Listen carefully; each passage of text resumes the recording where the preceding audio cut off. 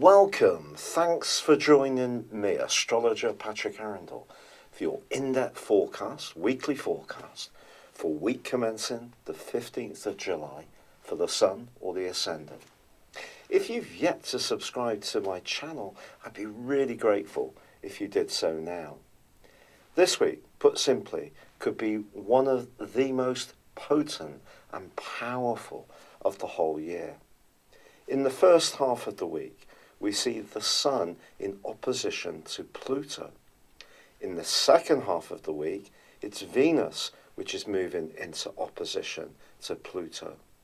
And of course, on Tuesday, we have the partial lunar eclipse in the sign of Capricorn. So that's also in a conjunction with tiny Pluto. Now, overriding this, we also have Mars, the planet of passion, in a right angle with Uranus in the sign of Taurus. So a tremendous amount of activity, and overlaying all of this is the fact that Mercury continues its backward journey and by Friday reverses into the sign of Cancer.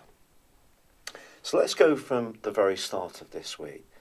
The Sun is all about our passion, it's about our drive, it's about our need to express ourselves. In the sign of Cancer, it's asking us to be more mindful of nurturing, of being much more aware of our environment, issues of security, family, and how we interact with other people close to us. Pluto and, of course, the lunar eclipse, however, are in the rather more material sign of Capricorn. This is very much about our role in life, the physical part of security, where we live, and also how we view things like work and status. Now, it's possible that whether a relationship is linked to your personal life, or it's linked to your family, or it's linked to your professional situation, that some kind of challenge can occur this week.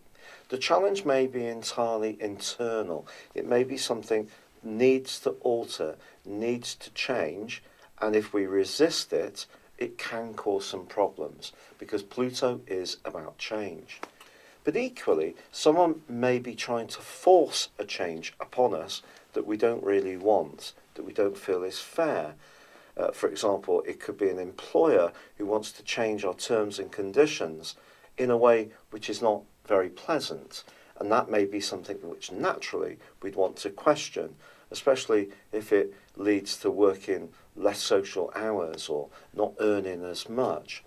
So someone could try to play a more forceful role this week, and in any kind of relationship there can be the potential to gain or lose, or some kind of readjustment is needed. The readjustment can be entirely inside of ourselves, or it can be in our physical situation that some kind of alteration may be needed. Now, the lunar eclipse is going to provide a backdrop of energy for the last 6 months of this year.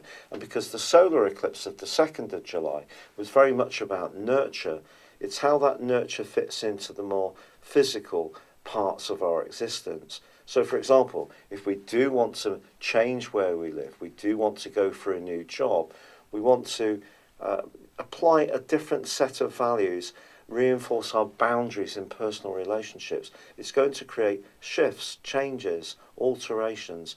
And these Teutonic plates, because Pluto is very much about depth, it can be about secrets, it can be about lust, it can be about money. These Teutonic plates are moving in a way which is not necessarily very comfortable.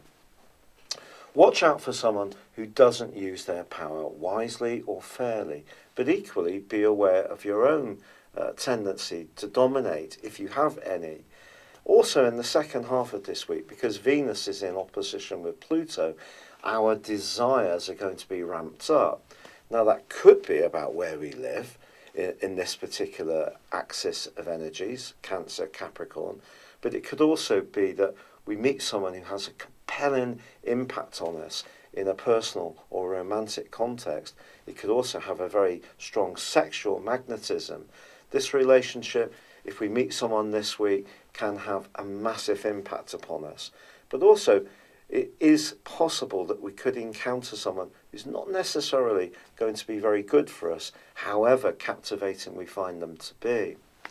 With Mars also in that right angle to Uranus, there can be some compulsive energies around spending money, or just doing as we wish when it comes to desires. But with Mercury in that retrograde, the potential for misunderstandings and miscued discussions is very strong. So by the end of the week, as Mercury moves back into the sign of Cancer, where frankly it's not at its happiest, we need to make sure that we continue to articulate how we feel in as clear a way as possible. It can become much more subjective, our thinking and also our communication, on the back of this particular retrograde from the end of this week onwards. Please stay on for your specific forecast for your zodiac sign. For your specific forecast, Sagittarius, there are two distinct sets of energies influencing your situation this week. On one hand, you want to follow that part of you which is very much a free spirit, to be very much making decisions on a spontaneous basis, to be checking out opportunities, to be travelling. But Mercury does remain in retrograde in this part of your situation right through until Thursday. Also Mars in the first half of this week continues to be checked by the restless energies of Uranus.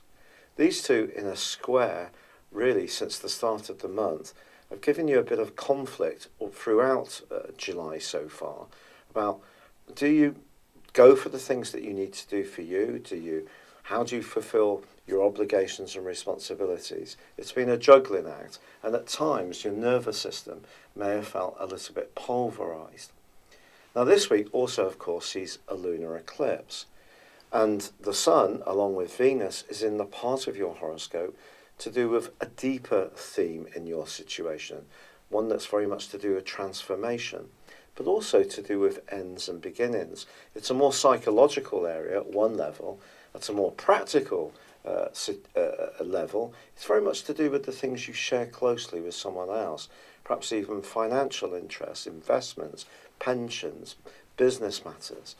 And because the lunar eclipse is combining with Pluto, the planet of passion, but also change, of secrets, and also of desires, it's possible that your desire to have something that is tangible and perhaps something that's really in some ways a little bit more of a treat or even more expensive can make you much more impulsive this week, particularly when Venus goes into an opposition with Pluto in the second half of this week. But whatever it is you desire, or whatever it is that's being offered, try to understand the politics that's at stake, because it is possible that there could be some kind of catch. For example, you may find yourself drawn to someone and really be caught up in a kind of wild, lusty attraction, but this person might not be good for you at all. On the other hand, you may make a rash decision or be tempted to make a rash decision over a financial purchase, which won't necessarily give you the satisfaction you want further down the line. So use the investigative energies of Mercury, despite its retrograde, to peer into yourself and understand what's really going on at a deeper level.